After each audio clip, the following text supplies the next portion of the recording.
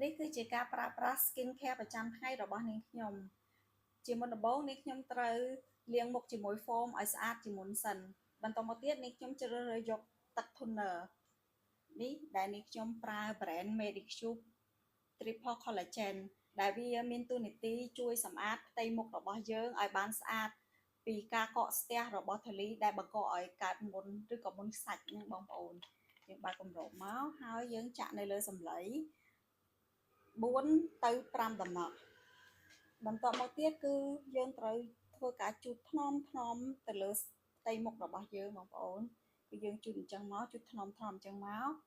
ហើយកុំប្រើដៃខ្លាំងពេកបងប្អូនយើងត្រូវជូតថ្នមដោយសារកាលណាតែយើងប្រើដៃធ្ងន់ពេកធ្វើឲ្យស្បែកមុខរបស់យើងនឹងឆាប់ជ្រួញបងប្អូនយើងជូតឲ្យសព្វពេញផ្ទៃមុខអញ្ចឹងមក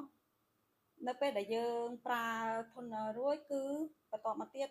គឺយើងត្រូវប្រើសេរ៉ូមដែលសេរ៉ូមមានតួនាទីផ្ដល់សំណើមជួយចិញ្ចឹមស្បែកមុខហើយធ្វើឲ្យយើងក្មេងជាងវ័យដែលសេរ៉ូមក៏នាងខ្ញុំប្រើ brand ដូចគ្នាដែរ Medicube Triple Collagen ជាមុនដំបូងគឺយើងត្រូវច្បាច់សេរ៉ូមមកដាក់នៅលើដៃមួយដំណក់ចេះមកហើយយើងយកមកដាក់ចេះមកដាក់លើផ្ទៃមុខរបស់យើងដាក់នៅលើផ្ទៃមុខរបស់យើងអញ្ចឹងមកហើយយើងត្រូវប្រើម្រាមដៃកណ្ដាលដែលម្រាមដៃកណ្ដាលហ្នឹងគឺវាមិនសូវជាមានកម្លាំងខ្លាំងអញ្ចឹងយើងត្រូវប្រើដៃកណ្ដាលញីឲ្យថ្នមឲ្យសព្វពេញផ្ទៃមុខរបស់យើងមកបងប្អូនញីថ្នមអញ្ចឹងមកឲ្យសព្វពេញផ្ទៃមុខមកអូខេនេះយើងញីឲ្យថ្នមអញ្ចឹងមកនេះសព្វពេញផ្ទៃមុខឲ្យបងប្អូនបន្តមកទៀតគឺយើងត្រូវប្រើគ្រីមម្ដងដែលគ្រីមក៏នាងខ្ញុំជ្រើសរើសយក brand ដូចគ្នាដែរគឺឈុតជាមួយគ្នាតែម្ដង Medicube Triple Collagen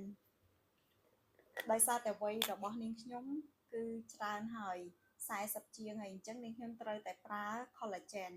ពីព្រោះ collagen វាជួយបន្តឹងស្បែកមុខរបស់យើងឲ្យមើលទៅក្មេងជាងវ័យចិញ្ចឹមស្បែកមុខរបស់យើងធ្វើឲ្យក្មេងជាងវ័យអញ្ចឹងណាបងប្អូន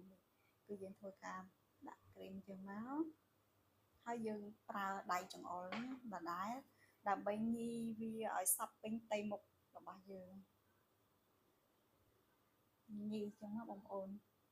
កុំញីខ្លាំងពេកញីថ្នមសំខាន់ឲ្យសព្វពេញផ្ទៃមុខទៅវាចិញ្ចឹមបានសព្វចឹងណាបងប្អូននេះនៅពេលដែលយើងប្រើគ្រីមរួចហើយគឺដំណាក់កាលចុងក្រោយគឺយើងត្រូវប្រើឡេការពារកម្ដៅថ្ងៃដែលនាងខ្ញុំជ្រើសរើសយក brand នេះគឺឡេការពារកម្ដៅថ្ងៃនេះវានៅពេលដែលយើងលាបចូលស្បែកហើយវាអត់ធ្វើឲ្យស្បែកយើងសវាលាបចូលទៅអស់តែម្ដងញីចូលទៅអស់តែម្ដងបងប្អូនហើយឡេការពារកម្ដៅថ្ងៃនេះគឺវាមានសារៈសំខាន់ខ្លាំងណាស់បងប្អូនដោយសារតែប្រទេសរបស់យើងក្តៅដូច្នេះយើងត្រូវតែប្រើឲ្យបានជាប់និងទៀងទាត់ទាំងអស់គ្នាដើម្បីការពារកុំឲ្យមានស្នាមអាចរុយជាំហើយនិងស្បែកជ្រីវជ្រួញកើតឡើងបងប្អូន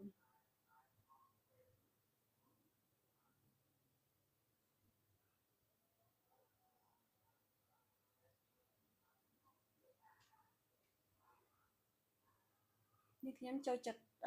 ដាក់វារៀងច្រើនបន្តិចលេខការពារកម្ដៅថ្ងៃដោយសារវាការពារឲ្យបានល្អនៅពេលដែលយើងប្រើមិនគ្រប់បរិមាណក៏ចំនួនវាក៏វាការពារអត់បានល្អដែរហើយលេខការពារកម្ដៅថ្ងៃនេះគឺយើងរី apply រាល់3ម៉ោងម្ដងដើម្បីឲ្យវាមានប្រសិទ្ធភាពខ្ពស់ការពារបានខ្ពស់បងប្អូននេះតែប៉ុណ្ណឹងរួចរាល់ហើយនេះគឺជាការប្រើប្រាស់ skin care ប្រចាំថ្ងៃដ៏សាមញ្ញរបស់នាងខ្ញុំហើយបើសិនបើបងប្អូនចាប់អារម្មណ៍នៅផលិតផលដែលនាងខ្ញុំប្រើនេះគឺនាងខ្ញុំមានលក់អាចឆាតមកនាងខ្ញុំបានហើយយើងក៏មានតម្លៃពិសេសជូនបងប្អូនផងដែរអរគុណ